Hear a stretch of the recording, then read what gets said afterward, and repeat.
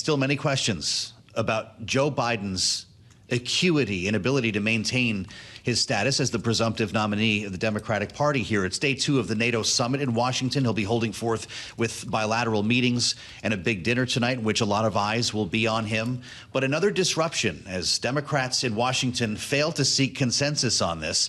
A disruption in questioning with Nancy Pelosi, of course, the former Speaker of the House, talking on MSNBC this morning, given the opportunity to fully endorse Joe Biden in his effort to stay in this race. Here's what she said. It's up to the president to decide if he is going to run. We're all encouraging him to make that decision because time is running short. I want him to do whatever he decides to do. And that's the way it is. Whatever he decides, we go with.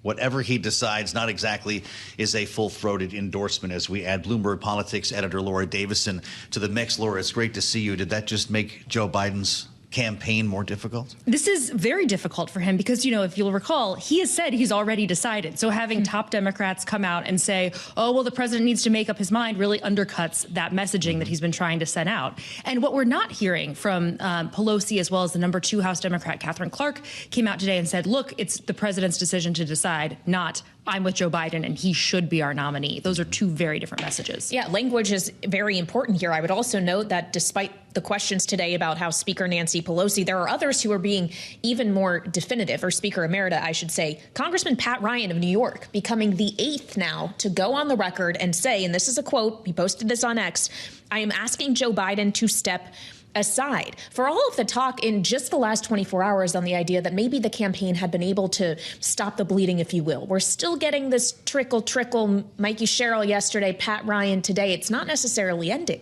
No, and you know, Michael Bennet coming out, you know, full-throatedly saying he told his colleagues to, you know, that this is not, Trump is going to win in a landslide. That is a huge warning flag.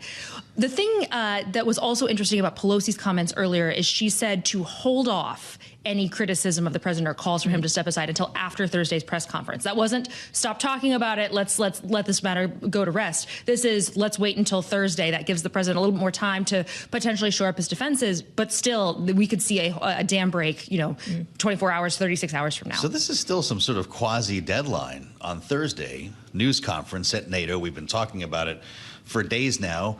Because we turn immediately from there to Milwaukee, a likely vice presidential announcement, a running mate announcement from Donald Trump. This really heightens the stakes around Thursday when you have people like Nancy Pelosi continuing to remind us that it's there. There's a saying, of course, about whistling past the graveyard, which is probably inappropriate to use at this point. But what can Joe Biden do in the meantime to lean into this, to focus on it? There's not a whole lot he can do right now. I mean, he has to really come out Thursday and show that he is in full command of the facts, that he's there, he's lively, he needs to be funny and, you know, and witty in a way. But the thing to remember is, you know, even if he survives this week, there is still, you know, 4 months essentially till the election day, and any minor slip up, gaffe is going to be heavily criticized. And depending, you know, how big that is, we could see these calls crop up again and again. And that could really cause a lot of division in the party and potentially, you know, as some Democrats are warning, you know, mean that they lose across the board, House, Senate, and the White House.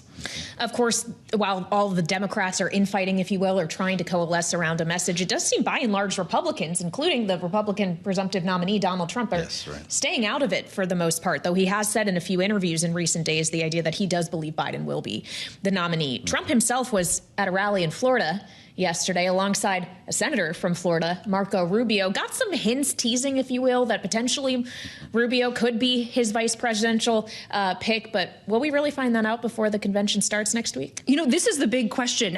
Trump's aides have suggested they want the decision before next Monday or by Monday morning, whereas Trump has said, hey, I want to do it during the convention, has even suggested, hey, this would be great for ratings. This would be great for viewership. He's really writing a lot. He's tapping into his reality TV instincts on this and wanting to tease out, you know, multiple times during the rally, he hinted, you know, maybe Rubio would be in the Senate, maybe he would be, you know, involved in governing in some other ways, very undefined. Even in the remarks they sent out beforehand to reporters to show Trump's prepared remarks, it had a big section where it's tonight I am officially, and then just cut off. So they are really playing this up in a major way.